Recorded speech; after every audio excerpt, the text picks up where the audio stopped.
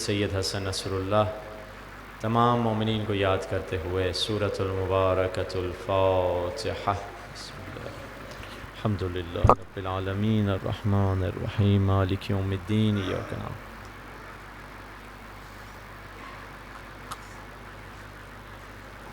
ایاک نعبد و ایاک نستعین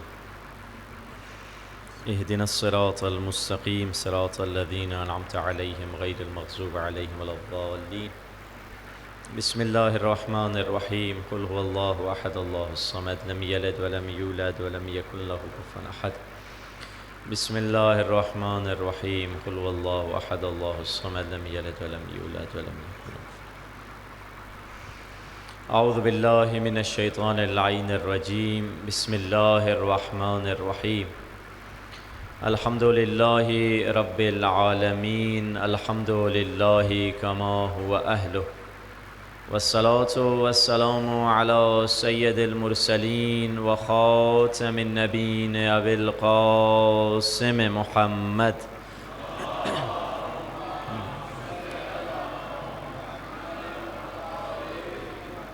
وآلہ الطیبین الطاہرین المعصومین، واللعنۃ دائمۃ علی اعدائہم اجمعین من الآن الی لقاء یوم الدین۔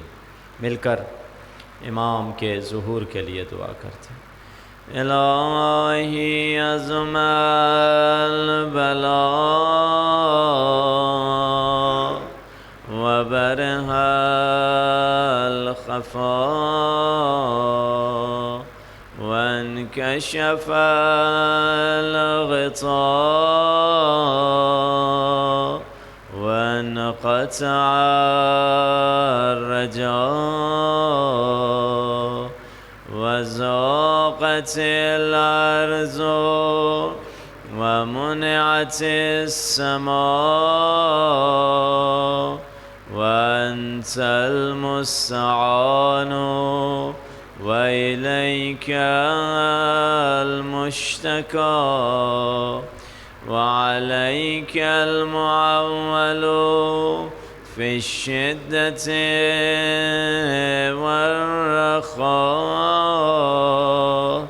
اللهم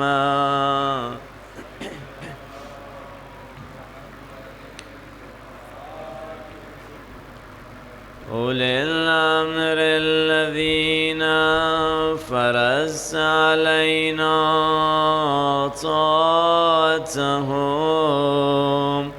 وعرفتنا بذلك منزلتهم، ففرج عنا بحقهم فرجا عاجلا قريبا كلمح البصر أو هو أقرب، يا محمد يا علي اكفياني فإنكما كافيان، وانصراني فإنكما ناصران، يا مولانا يا صاحب الزمان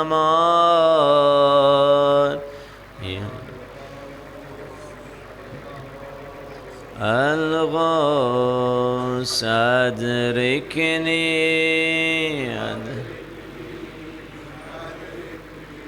الساعة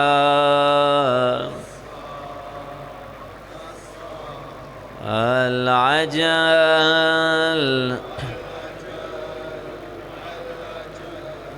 بحق محمد وآله الطاهرين صلوات۔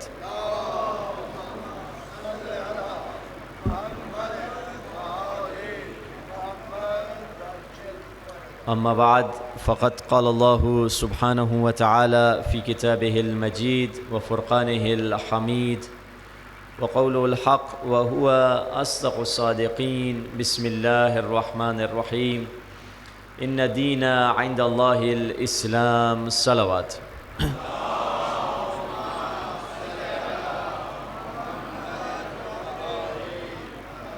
خداوند متعال قرآن میں ارشاد فرما رہا ہے وَالضُّحَىٰ وَاللَّيْلِ إِذَا سَجَىٰ، قسم دن کی اور قسم رات کی، یا یوں کہوں قسم نور کی قسم ظلمت کی، یا یوں کہوں قسم روشنی کی قسم تاریکی کی، یا یوں کہوں قسم سیاہی کی قسم سفیدی کی۔ خدا کہنا کیا چاہ رہا ہے؟ وَالضُّحَىٰ وَاللَّيْلِ إِذَا سَجَىٰ مَا وَدَّعَكَ رَبُّكَ وَمَا قَلَىٰ۔ حبیب، ہم نے کبھی آپ کو اکیلا نہیں چھوڑا ہے۔ حبیب، ہم ہمیشہ آپ کے ساتھ ہیں، ہم نے آپ کی نصرت کی ہے، ہر مقام پہ خدا نے اپنے نبی کی نصرت کی ہے۔ لوگوں نے رسول اللہ پر تہمت لگائی تین قسم کی، ایک کہا یہ شاعر ہیں، ایک کہا یہ جادوگر ہیں، ایک کہا یہ مجنون ہیں، نعوذ باللہ۔ یہ تین تہمتیں کیوں لگائیں؟ تاکہ سارا معاشرہ، ساری سوسائٹی رسول اللہ سے دور ہو جائے۔ جب کہا کہ یہ شاعر ہے تو مرد لوگ رسول اللہ سے دور ہو جائیں گے، کوئی توجہ نہیں کرے گا۔ جب کہا جادوگر ہیں تو عورتیں رسول اللہ سے دور ہو جائیں گی۔ جب کہا یہ پاگل ہے تو بچے رسول اللہ سے دور ہو جائیں گے۔ خدا نے اس مشکل کا حل اس انداز سے رسول اللہ کی مدد کی۔ مردوں کی جگہ پہ خدا نے رسول اللہ کو ابو طالب عطا کر دیے، عورتوں کی جگہ پر حضرت خدیجہ عطا کر دیے، بچوں کی جگہ پر حیدر کرار عطا کر دیے۔ مل کے یار یہ مدد کرنے کو آ گئے۔ کیسے؟ کیونکہ جب رسول اللہ قرآن پڑھتے تھے، کتنے ایسے کافر تھے اس زمانے کے، زبان ان کی عربی تھی، وہ خود سمجھتے تھے۔ جیسے آج بھی ابھی کسی گورے کو آپ نے کلپس دیکھے ہوں گے، گورے کو سڑک پہ پکڑ کے ہیڈ فون لگا کے اس کو قرآن سناتے ہیں، جبکہ وہ عربی نہیں سمجھتا، مگر کہتا ہے مجھے اچھی فیلنگ ہو رہی ہے، کوئی اچھی نورانی فیلنگ ہو رہی ہے۔ اور وہ اس زمانے کے عرب جو عربی بھی سمجھتے تھے، جنہیں فصاحت بلاغت کا بھی پتہ تھا، جب وہ سنتے تھے عجیب ان میں ڈوب جاتے تھے قرآن کی خوبصورتی میں، مگر پھر ماننا نہیں تھا، ضد پہ اڑے ہوئے تھے، کہتے تھے نہیں نہیں یہ جادوگر ہے، یہ جادو ہے اس کے کلام میں۔ اب اسی طرح رسول قرآن پڑھ رہے ہیں، روک تو نہیں سکتے، تو کیا کر دیا؟ اپنے چھوٹے بچوں کو کہہ دیا کہ تم جاؤ اس کو پتھر مارو۔ اب وہ بڑا انسان، 40 سال کا انسان بچوں سے لڑے گا تو برا لگے گا، پھر بھی نقصان میں، اگر نہ لڑے تو پھر بھی نقصان میں۔ اب رسول اللہ کا پہلا دن تو ایسے گزر گیا، دوسرا دن گزر گیا، اب تیسرے دن علی ابن ابی طالب کو ساتھ لے کے چلے۔ بچے نے پتھر مارا، علی نے ایک کی آنکھ پھوڑ دی، دوسرے کا سر پھوڑ دیا، تیسرے کے پیٹ کو زخمی کر دیا، کسی کا منہ ٹیڑھا کر دیا۔ اب کوئی بچے تھے، ٹرینڈ آرمی تو نہیں تھی، بچے تھے، ٹوٹی پوٹی ٹانگ، کسی کا ہاتھ ہے یا کسی کا کیسا، ایسے ٹوٹے پوٹے۔ جب گھر پہنچے ہیں والدین پریشان، یہ کیا ہوا؟ کیوں نہ پریشان ہوتے؟ ید اللہ نے جب مارا تھا، ید اللہ کے مار پٹے ہوئے جب گھر پہنچے تو سب پریشان، کہا چلتے ہیں شکایت کرتے ہیں اس کے باپ کے پاس۔ ابو طالب بیٹھے ہیں، پہلا شخص آیا، ابو طالب تیرے لڑکے نے ہمارے بچے کو پیٹا ہے۔ کہا ٹھیک ہے بیٹھ جاؤ۔ دوسرا آیا، تیرے بچے نے ہمارے لڑکے کو پیٹا ہے۔ اچھا بیٹھ جاؤ۔ تیسرا آیا، ابو طالب تیرے لڑکے نے ہمارے بچے کو پیٹا ہے۔ کہا بیٹھ جاؤ۔ جب سارے جمع ہو گئے، ابو طالب نے سر اٹھا کر کہا اپنے بچوں سے کہہ دیجئے کہ محمد کو ستانا چھوڑ دیں تو ہمارا محمد جب نہیں ستایا جائے گا تو ہمارا علی بھی تمہیں نہیں مارے گا۔ سمجھدار باپ نے بیٹے کا مزاج بتا دیا، دنیا علی کی نفرت اور دشمنی چھوڑ دے، دنیا محمد کی نفرت اور دشمنی چھوڑ دے، علی مارنا چھوڑ دیا کریں گے۔ یہ علی ابن ابی طالب کا مزاج ہے، اور ابو طالب نے ہر موقع پر حفاظت کی ہے۔ رسول اللہ کی کس نے حفاظت کی؟ ابو طالب نے۔ پروان کس نے چڑھایا؟ ابو طالب نے۔ کس نے پرورش کی؟ ابو طالب نے۔ دعوت ذوالعشیرہ کا بندوبست کس نے کیا؟ ابو طالب نے۔ نکاح رسول اللہ کا کس نے پڑھا؟ ابو طالب نے۔ حق مہر کا بندوبست کس نے کیا؟ ابو طالب نے۔ اب قرآن کی آواز آئی، حل جزاء الاحسان الا الاحسان، احسان کا بدلہ احسان ہے۔ ابو طالب، میرا محمد تیرے گھر میں آیا، اب تیرا علی میرے گھر میں آئے گا۔ ابو طالب، تو نے میرے محمد کا نکاح فرش پہ پڑھا ہے، میں تیرے علی کا نکاح عرش پہ پڑھوں گا۔ یہ مقام ہے ابو طالب کا کہ دین کی حفاظت کی ہے، اور خدا نے بھی ابو طالب کو وہ صلہ دیا ہے۔ اور آج بھی جو آپ فرش عزا پہ بیٹھے ہیں، یہ نسل ابو طالب کی قربانی کا نتیجہ ہے۔ اگر دین بچا ہے تو آل علی یعنی آل ابو طالب کی نسل سے بچا ہے، اور رسول اللہ وہی آل محمد سے جو نور ایک وقت الگ ہوا تھا، مگر علی و زہرا میں آ کر وہ نور مل گیا ہے، اور یہ وہی نور ہے جو ہدایت دے رہا ہے۔ ہم ہمیشہ سے ہمارا مقصد یہی ہے یہاں پہ فرش عزا پہ آنے کا کہ معرفت ملے۔ عنوان گفتگو کی طرف چلیے کہ معرفت کربلا کیسے ملے گی؟ کربلا شناسی اور دین شناسی ایک شے ہے، کیونکہ یاد رکھیے اگر ہم چاہتے ہیں مولا کی ہمیں معرفت ملے، ہمیشہ سے ہم دعا پڑھتے ہیں، دعا میں کیا پڑھتے ہیں؟ ان یجعلنی معکم فی الدنیا والآخرہ، خدایا مجھے اہل بیت کے ساتھ رکھ، دنیا میں بھی اور آخرت میں بھی۔ آواز ہے قرآن میں حضرت ابراہیم کی، کیسے ہم ساتھ رہ سکتے ہیں اہل بیت کے ہمیشہ؟ فمن تبعنی فإنہ منی، جس نے میرا اتباع کیا، جس نے میری پیروی کی، جس نے میری اطاعت کی، وہ مجھ میں سے ہے۔ اب یہ کیسی پیروی؟ یقینی پیروی، یہ نہیں کہ ایک شخص اس کہتا رہتا تھا، تاریخ میں بھی اس کا ذکر ہے، کہتا تھا اگر نماز پڑھنی ہے تو ابو طالب کے بیٹے کے پیچھے جاؤ، اگر بریانی کھانی ہے تو ابو سفیان کے بیٹے کے پیچھے جاؤ۔ بریانیاں وہاں کھایا کرتا تھا، نماز آ کر علی کے پاس پڑھتا تھا۔ یہ تبعیت نہیں ہے، اتباع یعنی مولا کی 100% اطاعت کرنا۔ اب وہ اطاعت کیسے ملے گی؟ وہ حقیقی اطاعت۔ دیکھیے کئی لوگ گزرے ہیں جنہوں نے مولا کی محبت کا دعویٰ کیا، امام حسن عسکری علیہ السلام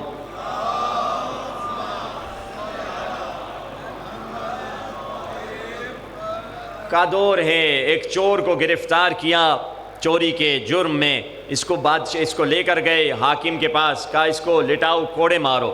اس کو کوڑا مارنے لگے، مگر اس کو کوڑا لگے ہی نہیں، کوڑا زمین پہ لگ جائے، ہوا میں ادھر ہو جائے ادھر ہو جائے، پھر سے مارنے لگا، پھر سے نہیں ہوا۔ اس سے اٹھایا، کہا یہ کون ہے؟ کوئی ولی خدا ہے کیا ہے؟ ہو کون؟ کہا میں شیعہ حسن عسکری ہوں۔ کہا ٹھیک ہے تمہیں لے کے چلتے ہیں امام حسن عسکری کے پاس۔ لے کر آئے، مولا سے اس نے پوچھا مولا یہ آپ کا شیعہ ہے؟ مولا نے کہا نہیں یہ تو ہمارا شیعہ نہیں ہے۔ کہا مولا پکی بات؟ جی پکی بات۔ حاکم مولا کا چاہنے والا تھا، حیرت ہوئی، پھر لے جانے لگا اس کو کہ یہ مولا کا اگر شیعہ نہیں ہے تو اس کو تو ہمیں سزا دے دینی چاہیے، اس نے جھوٹ بولا ہے۔ مگر جاتے ہوئے اس نے مولا سے کہا مولا اگر آپ کا شیعہ نہیں ہے، یہ کون ہے جس کو ہم کوڑے مار رہے ہیں؟ اور اس کو جرم کیا تھا؟ اس کا جرم چوری کا تھا، اور اس کو کوڑے مارتے ہیں، اس کو کوڑے نہیں لگتے ہیں، اور یہ دعویٰ کر رہا ہے آپ کا شیعہ ہے، آپ دعویٰ کر رہے ہیں یہ ہمارا ہے نہیں۔ مولا نے کہا ہاں ٹھیک ہے، اسے کوڑے نہیں لگ رہے ہیں، اس کی یہ وجہ نہیں وہ ہمارا شیعہ ہے، اس کی یہ وجہ ہے اس کے دل میں ہماری تھوڑی سی محبت موجود ہے، وہ ہمارا محب خالی، وہ ہمارا چاہنے والا ہے۔ یعنی چاہنے والے کے بارے میں مولا نے ہدایت انسان کو دینا چاہ رہے ہیں کہ اگر انسان خالی پھر مولا سے اس نے پوچھا مولا یہ بتائیے آپ کا شیعہ کون ہے؟ فرمایا ہمارا شیعہ وہ ہے جو ہر عمل میں آقا کی اطاعت کرے۔ دوسری روایت مولا نے فرمایا ہمارا شیعہ سلمان ہے، ابو ذر ہیں، میسم ہیں، قمبر ہیں، یہ ہمارے شیعہ ہیں، یہ حقیقی شیعہ ہیں۔ یہ دیکھیے جب حضرت ابراہیم کی خلقت ہوئی، حضرت ابراہیم نے عرش میں نور دیکھا اور عرش کے اطراف 14 نور طواف کرتے ہوئے دیکھے۔ کہا خدایا یہ کون ہے؟ کہا یہ 5 نور ہیں پنجتن پاک کے، اور پھر ان کی نسل سے آنے والے امام ہیں، یہ 14 نور ہیں، اور 14 انوار کے اطراف چھوٹے چھوٹے ذرات بے شمار نور کے حضرت ابراہیم کو نظر آئے۔ پوچھا خدایا یہ کون ہیں؟ کہا یہ ان 14 کے شیعہ ہیں، ان کے چاہنے والے ہیں۔ ابراہیم نے کہا تو خدایا مجھے بھی ان کے شیعوں میں شامل کر دے۔ آواز آئی قرآن میں، ان من شیعتہ لابراہیم، ہم نے ابراہیم کو ان کے شیعوں میں شامل کر دیا ہے۔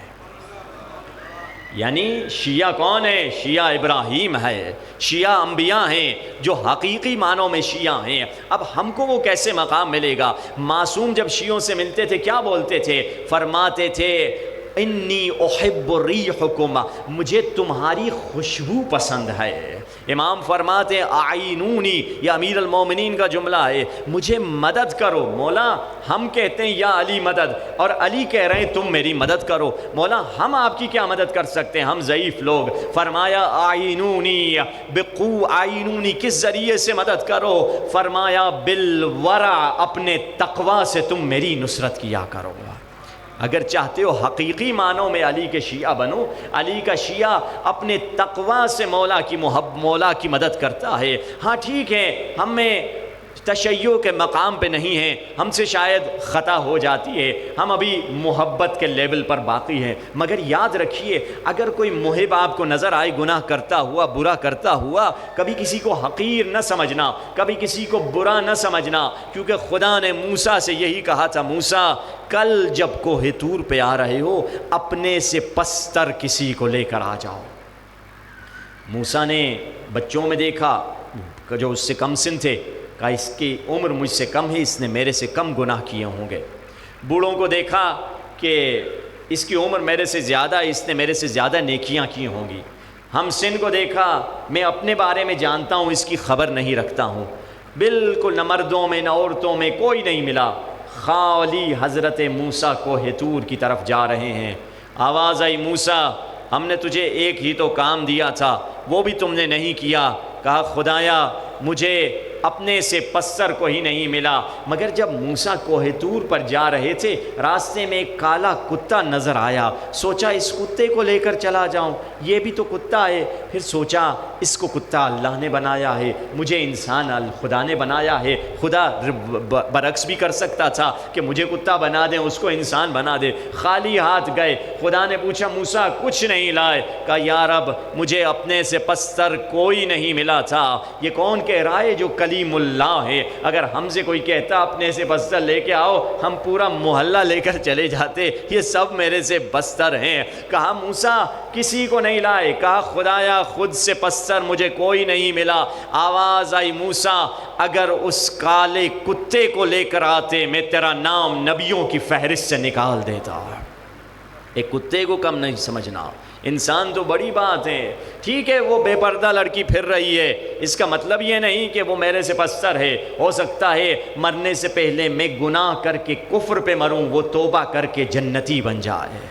ہو سکتا ہے ابھی وہ شرابی ہے، مگر ہو سکتا ہے وہ میرے سے ایک دن بہتر ہو جائے۔ کسی کو پس نہیں سمجھنا۔ ایک عالم دین کہتے ہیں نجف میں گیا، ایک جوان آیا زیارتوں کے لیے، بالکل داڑھی شیپ اور کوئی حلیہ ایسا بنایا ہوا ہے کہ ظاہروں جیسا نہیں لگ رہا۔ کہا مجھے دیکھ کر حیرت ہوئی۔ کبھی کبھار ہمیں انسان کو حیرت بھی ہوتی ہے، افسوس کھایا جاتا ہے کہ ہمارے مومنین خصوصاً ہمارے ادھر ہمارے علاقے سے جب مومنین جاتے ہیں پاکستان سے، تو دیکھا جاتا ہے کہ جب نماز کا وقت ہوتا ہے تو دوسرے ملکوں کے لوگ بھی ہوتے ہیں اربعین میں، تو وہ عراقی اٹھتا ہے نماز کے لیے، ایرانی اٹھتا ہے نماز کے لیے، اور جو بیچارہ ٹیک لگا کے کونوں میں بیٹھے ہوئے ہوتے ہیں وہ ہمارے دیسی لوگ ہوتے ہیں نماز کے۔ ان سے حیرت ہوتی ہے، مجھے جتنا میں نے کیلکولیشن کیا مجھے سمجھ نہیں آیا۔ ایک بندہ 2 لاکھ 3 لاکھ خرچ کر رہا ہے، خون پسینے کے پیسے ادھر خرچ کر رہا ہے، پھر جو سفر کی زحمت ہے وہ بھی اٹھا رہا ہے، اور عشق مولا میں پاکستانیوں کو جو بائی روڈ سفر ہوتا ہے 40 دن لگ جاتے ہیں، 1 مہینے سے اوپر کا سفر ہوتا ہے۔ کیسی بسیں ہوتی ہیں، کیسی زحمت ہوتی ہے، سخت بسیں ہوتی ہیں جن میں اے سی بھی نہیں ہوتی، اس طرح کا وہ سفر کر کے آ رہا ہے، اتنی محنت کر رہا ہے، مگر معرفت نہ ہونے کی وجہ سے، امام حسین کے پیغام کو صحیح نہ سمجھنے کی وجہ سے بیچارہ کربلا جا کر بھی نماز ادا نہیں کر رہا ہے۔ یہ افسوس ہے، یہ غم کا مقام ہے کہ کیونکہ ہم کو فری میں تو جنت آلریڈی دے دیتے ہیں نا، ہم کو تو آلریڈی شارٹ کٹ رستے سے جنت مل چکی ہے، باقی تو ہماری کوئی عمل کریں نہ کریں جنت ہماری پکی ہے، تو پھر میں کیوں اپنی زحمت کروں گا، کیوں محنت کروں گا، جا کے نماز پڑھوں، جا کے وضو کروں، اپنے موبائل میں بیٹھا رہوں گا، باقی ساری قومیں نماز پڑھیں گے، میں اپنے موبائل میں کچھ نہ کچھ گیم کھیلتا رہوں گا۔ تو اب یہ شخص زائر آیا بیچارہ،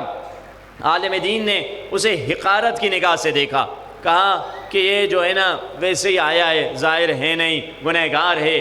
رات کو اس نے خواب میں امیر المومنین کو دیکھا۔ امیر المومنین نے کہا اے عالم دین وہ دیکھو کچرے کا ڈھیر ہے، جی مولا جاؤ اٹھاؤ اس کو۔ اس نے بیلچے سے کچرا ہٹایا، کچرے کے نیچے سے کوئی چیز چمک رہی تھی۔ مولا نے فرمایا اس کو اٹھاؤ، اس نے اٹھایا، اس کو دھویا۔ مولا نے پوچھا کیا ہے؟ کہا مولا یہ تو بہت قیمتی ہیرا لگ رہا ہے۔ مولا نے فرمایا وہ جس کو تم حقارت کی نگاہ سے دیکھ رہے تھے، تم اس کو کم سمجھ رہے تھے، تم جس کو پس سمجھ رہے تھے، وہ تھا تو گنہگار، جیسے یہ کچرے کا ڈھیر غلیظ تھا۔ ہاں ٹھیک ہے وہ گنہگار تھا، مگر اس کے دل کے اندر میری محبت کا ہیرا موجود تھا، اور وہی ہیرا اسے یہاں لے کر آیا تھا۔ یہ تمہارا کام تھا اس کی ہدایت دو، اس کو آقا کی طرف لے کر آؤ۔ اب آئیے مولا سے ہدایت لیتے ہیں۔ مولا امام حسین علیہ السلام، مولا کی عظمت پر ایک بلند صلوات پڑھیے محمد و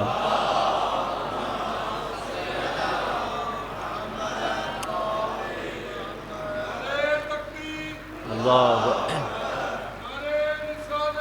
یا رسول اللہ۔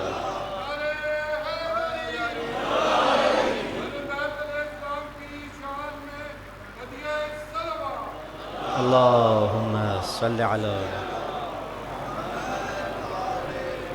مولا کا جملہ امام حسین کا، مولا کہتے ہیں اللہم انک تکفینی من کل احد ولا یکفینی منک احد۔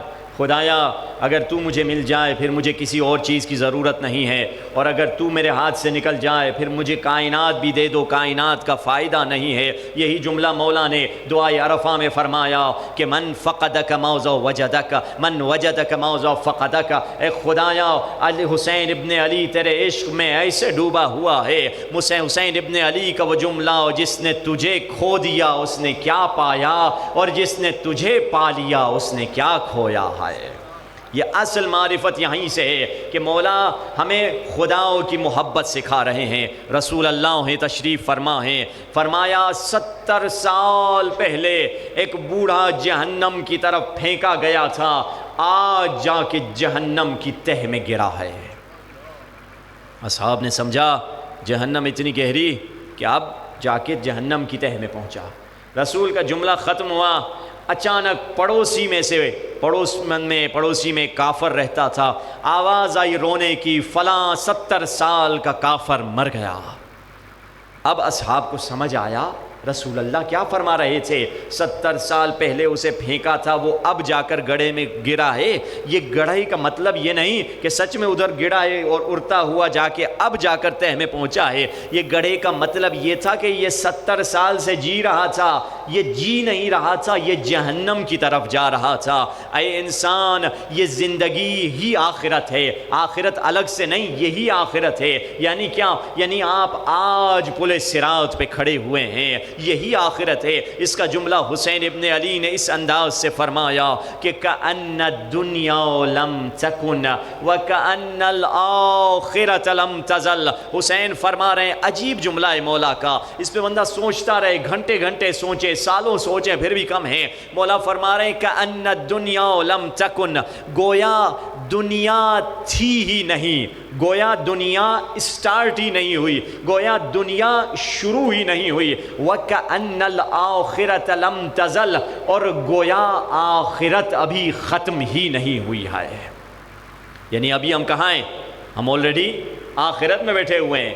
یہ آخرت ہے، یہ پل صراط ہے۔ ابھی اگرچہ آخرت اور دنیا کا دو الگ تصور ہے، مگر جڑے ہوئے ہیں، اتنے جڑے ہوئے ہیں کہ فرق ہی مولا نے نہیں رکھا۔ مولا یہ فرما رہے ہیں تم یہ نہ سمجھنا کہ تم ایک دن مرو گے اور تم آخرت میں جا کے پہنچو گے، یہ ابھی تمہارے آخرت کو تم خود دیکھ سکتے ہو کہ میں ابھی جہنم میں ہوں یا جنت میں ہوں۔ انسان جتنا بھی برا ہو جائے مگر واپس پلٹنے کا راستہ کھلا ہوا ہے۔ ایک شخص نے 5000 روپے کا نوٹ اٹھایا، اور کہا کس کو یہ نوٹ چاہیے؟ سب نے کہا ہمیں یہ نوٹ چاہیے، قیمتی ہے۔ اب اس نے ایک مرتبہ اسی 5,000 کے نوٹ کو زمین پہ پھینک دیا، مٹی میں گندا ہو گیا۔ پھر سے کہا کس کو یہ نوٹ چاہیے؟ سب نے کہا ہمیں یہ چاہیے۔ تو ایک مرتبہ پھر سے اس نے اس کو بالکل نچوڑ دیا، گندا، اس کی ساری خوبصورتی، کڑک وغیرہ نوٹ خراب ہو گیا۔ پھر پوچھا کس کو یہ چاہیے؟ سب نے۔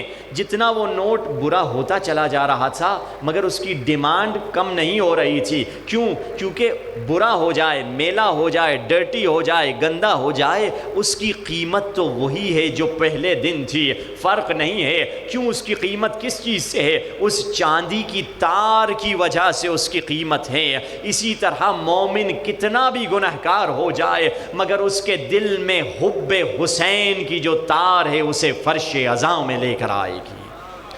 وہ تار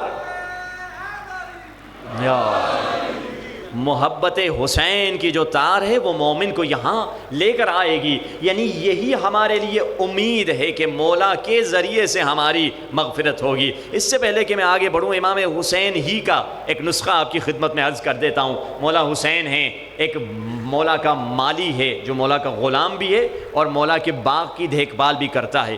اب یہ نسخہ جسے کہا جائے قیمتی $1 ملین کا نسخہ آپ کو دے رہا ہوں کہ کئی لوگوں نے اس سے فائدہ اٹھایا کہ مولا کا مالی تھا اور ایک مرتبہ کھانا کھایا اور کھانا کھانے کے بعد اس نے اللہ کا شکر کیا اور اس نے ایک جملہ کہا شکر کرنے کے بعد، اللہم بارک لمولانا الحسین، خدایا میرے آقا حسین کی رزق روزی میں برکت عطا فرما۔ یہ اس نے دعا کی۔ امام حسین پیچھے تشریف فرما تھے، مولا آئے، کہا تم نے ابھی کیا بولا؟ کہا مولا میں نے کھانا کھایا اور اللہ کا شکر کیا۔ اپنا نہیں بتانا چاہ رہا تھا، شرما رہا تھا۔ کہا نہیں مولا نے کہا اس کے بعد کیا کہا؟ کہا نہیں مولا ویسے ہی۔ کہا نہیں بتاؤ۔ کہا میں نے مولا یہ کہا کہ خدایا میرے حسین آقا کی رزق روزی میں برکت عطا فرمائے، میں تو آپ کی روزی کھا رہا ہوں نا۔ مولا نے کہا کاغذ قلم لے کر آؤ، وہ باغ جس کے تم مالی ہو وہ تمہارے نام اور تمہیں بھی ہم نے آزاد کر دیا ہے۔ ایک جملے کے نتیجے میں حسین نے پورا باغ اس کے نام اور اس کو بھی آزاد کر دیا۔ علماء کہتے ہیں کہ اب اس کو ہم کیسے امپلیمنٹ کریں اپنی زندگی میں، اس کو ہم کیسے اپنی زندگی میں لے کر آئیے۔ دیکھیے پرانے بزرگوں کا ایک انداز تھا، جب وہ کھانا کھاتے تھے شروع میں بسم اللہ کے بعد ایک بڑا خوبصورت جملہ کہا کرتے تھے۔ آپ بتائیے کیا کہتے تھے؟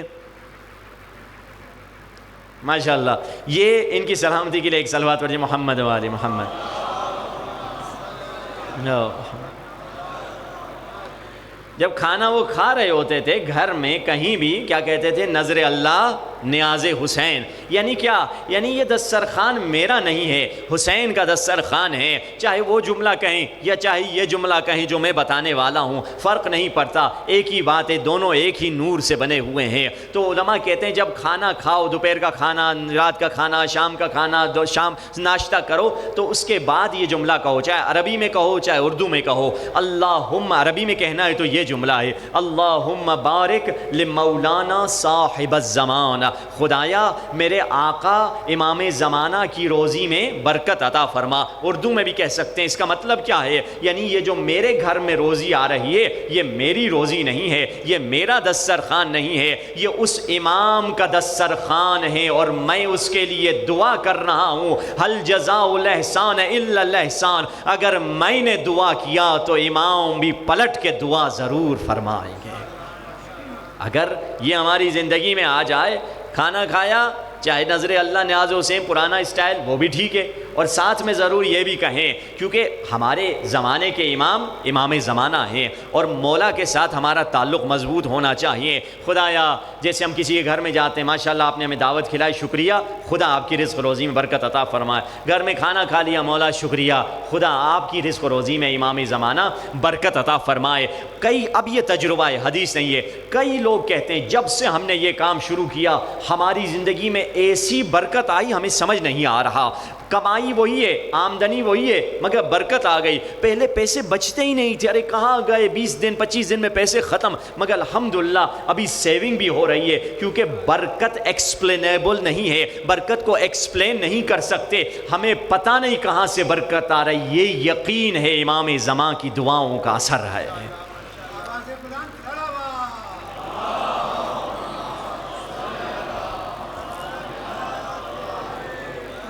اور اگر یہ ہماری زندگی میں آ جائے ہماری زندگی بدل جائے گی۔ اب دیکھیے، اگر ہم چاہتے ہیں ان افعال سے بچیں، اسٹارٹ کہاں سے کریں؟ ان افعال سے بچیں جو مولا کو پسند نہیں ہے۔ آیت اللہ ملکی تبریزی امام خمینی کے درس اخلاق کے استاد سے، وہ کہتے ہیں جب انسان کا کپڑا لباس ناپاک ہو تو اس کی نماز نہیں ہوتی، اسی طرح اگر انسان کا باطن ناپاک ہو تو نماز قبولیت کی منزل پر نہیں پہنچتی ہے۔ مسئلہ یہ ہے کہ ہمارا باطن ناپاک ہے، ہم صابن سے شیمپو سے اب ظاہر تو پاک کر لیتے ہیں۔ آیت اللہ کاشی ایک جگہ سے گزر رہے تھے، گٹر خالی ہو رہا تھا، سب نے ان کے شاگردوں نے اپنے ناک پہ رومال رکھ دیا۔ انہوں نے کہا دوستو شاگردو، یہ جو گٹر کی بدبو دیکھ رہے ہو کسی کو پسند نہیں، ہمارا بھی یہی حال ہے مگر بات ڈھکی چھپی ہوئی ہے، ہمارا بھی یہی حال ہے۔ رسول اللہ نے فرمایا لو تکاشفتم ما تدافنتم، اگر تمہارے چھپے ہوئے راز، اگر تمہارے عیب ظاہر ہو جاتے، تم ایک دوسروں کی لاشوں کو دفنانا پسند نہیں کرتے۔ یہ انسان کا حال ہے، یہ سچے رسول فرما رہے ہیں۔ تو کیا کریں؟ کیسے اپنے عیوب کو چھپائیں؟ کیسے اپنی برائیوں کا حل کریں؟ مولا بتائیے ہمیں حل کیا ہے؟ فرمایا تعطروا، عطر لگاؤ۔ مولا کون سا عطر لگائیں؟ دنیا میں مختلف عطر ہیں، کوئی فرانس کا عطر ہے، کوئی پتہ نہیں امریکہ کا ہے، کوئی عربی عطر ہے، کوئی پاکستانی عطر ہے، کون سا عطر لگائیں؟ فرمایا تعطروا بالاستغفار، تم اپنے روح کو استغفار سے عطر لگاؤ۔ یہ روح کا عطر ہے۔ امام رسول اللہ کی یہ حدیث آیت اللہ بہجت ہمیشہ بیان کیا کرتے تھے۔ کیا کہتے تھے؟ کہتے تھے داؤکم الذنوب و دواؤکم الاستغفار، اے لوگو تمہاری بیماری گناہ ہے اور اس کا علاج استغفار ہے۔ اگر انسان کم از کم 100 دفعہ استغفار دل میں کر دے، کافی دل میں آپ کو خود محسوس ہوگا، دل میں روشنی آ جائے گی، کیونکہ باطن اس سے پاک ہو رہا ہے، روح اس سے پاک ہو رہی ہے۔ اب دیکھیے کتنے ایسے مسائل ہیں جو ہماری باطنی ہیں مگر ہم کو دکھائی نہیں دیتا۔ فرمایا جب غیبت کرنے والا قیامت کے دن آئے گا، اس کے منہ سے اتنی بدبو آئے گی کہ تمام قیامت والے اس پہ لعنت بھیج رہے ہوں گے۔ ہمیں تو کوئی فرق محسوس نہیں پڑتا، ہم چاہے غیبت کر لیں، کوئی کام بھی کر لیں، اس پہ کوئی فرق ہمیں محسوس نہیں کرتا، کیونکہ فرمایا سورہ یاسین میں جب پہلے مبین میں کیا فرمایا؟ وَنَكْتُبُ مَا قَدَّمُوا وَآثَارَهُمْ، ہم تمہارے فعل کو لکھیں گے، صرف فعل کو نہیں، تمہارے صرف عمل کو نہیں، وَآثَارَهُمْ، ہم تمہارے فعل کا اثر بھی لکھیں گے۔ فعل کبھی کبھار 5 منٹ کا ہے، کربلا ٹوٹلی 3 گھنٹے کی ہے، مگر اس کا اثر 14 صدیوں سے چل رہا ہے۔ یزید نے جو کرائم کیا وہ صرف 3 گھنٹے کا کرائم تھا، مگر آج تک یزید پر لعنت بھیجی جا رہی ہے۔ کیوں؟ کیونکہ اس کے عمل پہ نہیں، عمل کے اثر پہ ہے۔ کربلا اتنا اثر لمبا رکھ رہی ہے۔ اگر ایک بچہ ہے، 2 سورتیں اس نے قرآن کی یاد کر دی، آپ نے اس کو شاباش کہا، ایک دن آیا وہ حافظ بن گیا۔ اب وہ تو حافظ بن گیا، آپ کو بھی کچھ ثواب ملے گا۔ کیوں؟ کیونکہ آپ نے اس کی حوصلہ افزائی کی ہے۔ آپ کا عمل نہیں تھا، عمل کا اثر تھا جس نے اسے حافظ بنا دیا ہے۔ یاد رکھیے، کبھی ہمارا عمل ہوتا ہے، کبھی اس کا اثر ہوتا ہے۔ اللہ سبحانہ و تعالی دونوں کا قیامت کے دن حساب لے گا۔ کہ دیکھیے قاضی شریح، اس میں انشاءاللہ آپ کی زحمت تمام کرتا ہوں، قاضی شریح تھا جس کے عمل کا اثر کتنا سخت تھا۔ قاضی شریح وہ تھا قاضی کہ جس نے امام حسین کے جب کربلا ہونے سے پہلے قاضی شریح کے پاس یزیدی آئے تھے، قاضی لکھ لو حسین واجب قتل ہیں۔ اس نے سامنے قلمدان جس میں سیاہی ہوتی تھی، اسے قلمدان اٹھا کے سر پہ مارا اور سر سے خون بہنے لگا۔ یعنی ایسا عاشق کہ مولا کی شہادت سے پہلے ہی قمازنی کر رہا ہے، سر کا خون کا ماتم کر رہا ہے کہ میں حسین کے بارے میں لکھوں، چلے جاؤ۔ گئے، کہا بادشاہ صاحب، یزید سے کہا یہ نہیں لکھنے والا۔ کہا میں جانتا ہوں ہر ایک کی قیمت ہوتی ہے، کوئی 2 روپے میں بکتا ہے، کوئی 100 روپے میں بکتا ہے، کوئی لاکھ، کوئی ارب، کوئی خرب میں بک سبھی جاتے ہیں۔ جاؤ ایسے کرو، قاضی شریح کے کمرے میں سونے کے سکے رکھ دو اور بعد میں دیکھ لو کیا کرتا ہے۔ فوجی آ گئے سونے کے سکے لے کر، اس کی تھیلیاں ادھر رکھیں ادھر رکھیں مختلف کونوں میں۔ کہا قاضی صاحب آپ فتویٰ دیتے ہیں تو ٹھیک ہے، ورنہ ہم صبح آئیں گے، یہ سونے کے سکے لے کر چلے جائیں گے۔ پوری رات قاضی کبھی وہ تھیلوں میں دیکھتا، کبھی اس سکوں کو دیکھتا، کبھی ادھر دیکھ کر ہاتھ میں اٹھاتا، یہ سکے ہیں، یہ سب مجھے ملنے والے ہیں۔ سوچنے لگا اگر میں فتویٰ نہیں دوں گا کوئی اور فتویٰ دے دے گا۔ اگلے دن اس نے قتل حسین کا فتویٰ دیا۔ کیا اتنا رکا ہے، بلکہ آگے بڑھی ہے قاضی شریح نے۔ جب ہانی زخمی تھے، ہانی کہاں تھے؟ ابن زیاد کے محل میں تھے، اور ہانی اپنے بڑے قبیلے کے بڑے تھے۔ پورے ہانی کے قبیلے والے جمع ہو گئے، ابن زیاد کے محل کو پھیرا کر دیا کہ ابن زیاد سنا ہے تم نے ہمارے ہانی پر ظلم کیا ہے اور وہ زخمی ہے۔ اور ہوا بھی ایسے تھا، ہانی کا منہ زخمی تھا، ابن زیاد نے اس کو مکہ مارا تھا۔ اب اندر کتنے فوجی تھے؟ 50 فوجی اندر بیٹھے ہوئے تھے جو ابن زیاد کی حفاظت کر رہے تھے۔ 50 سے لڑنا، اور باہر کتنے لوگ تھے؟ 2000 3000 5000 تک بتایا گیا، چلو 2000 ہی لے لیتے ہیں۔ 2000 لوگ باہر ہیں، اندر کتنے؟ 50 لوگ ہیں۔ اگر یہ حملہ کرتے تو فوراً پوری حکومت ادھر حضرت مسلم ابن عقیل کو مل جاتی، اور مسلم ابن عقیل آ کر مولا امام حسین کے لیے راستہ ہموار کرتے۔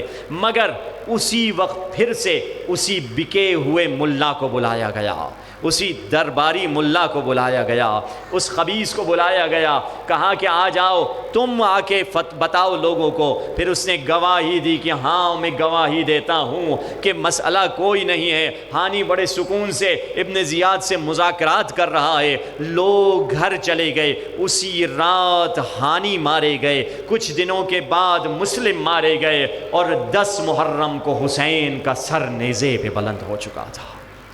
یہ کیا ہوا؟ یہ ایک غلط گواہی کا اثر تھا۔ وَنَكْتُبُ مَا قَدَّمُوا وَآثَارَهُمْ، ہم تمہارے عمل کو بھی لکھیں گے اور تمہارے عمل کا اثر بھی لکھیں گے۔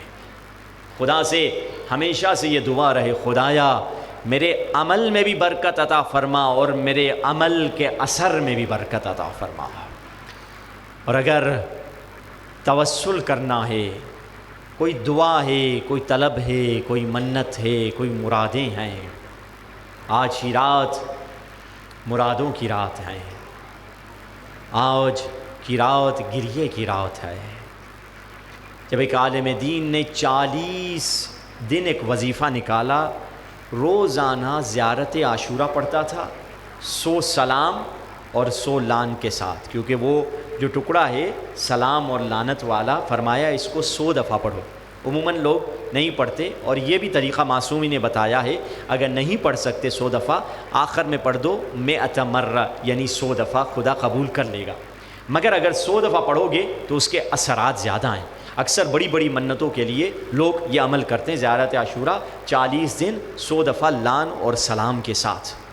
اس نے یہ عمل کیا، 40 دن کے بعد اس کو زیارت نصیب ہوئی ابا عبداللہ الحسین کی۔ مولا خواب میں آئے، مولا حسین نے پوچھا اے مومن اتنی کوشش میں ہو، کیا چاہتے تھے؟ کس وجہ سے تو نے اتنی دعائیں پڑھی ہیں؟ کیا مشکل تھی؟ کہا مولا یہ میری مشکل تھی جس کی وجہ سے میں نے 40 راتیں 40 دن زیارت عاشورہ پڑھی ہے۔ مولا فرماتے ہیں اتنی تم نے محنت کی اس معمولی سے کام کی وجہ سے، اگر میں تمہیں بتا دوں اگر تم بس ایک مرتبہ علی اصغر کے مصائب پڑھ دیتے تمہاری یہ مشکل حل ہو جاتی۔ ہاں علی اصغر کے مصائب بڑی مشکلوں کو حل کرتے ہیں۔ آیت اللہ بہجت سے کسی نے کہا میں کربلا جا رہا ہوں، انہوں نے کہا کہ بین الحرمین میں اصغر کے مصائب پڑھنا، حرم حسین میں اصغر کے مصائب پڑھنا، حرم عباس میں بھی اصغر کے مصائب پڑھنا، ہر جگہ اصغر کے مصائب پڑھا کرو۔ ہاں کئی لوگوں نے اپنی زندگیاں اپنی برکتیں اسی نام سے پائی ہیں۔ حسین کی شہادت کی سب سے بڑی گواہی علی اصغر نے اپنے خون سے دیا ہے۔ السلام علیک یا ابا عبداللہ، مل کے السلام علیک یا ابا، السلام علیک یا ابا، السلام علی الحسین وعلی علی حسین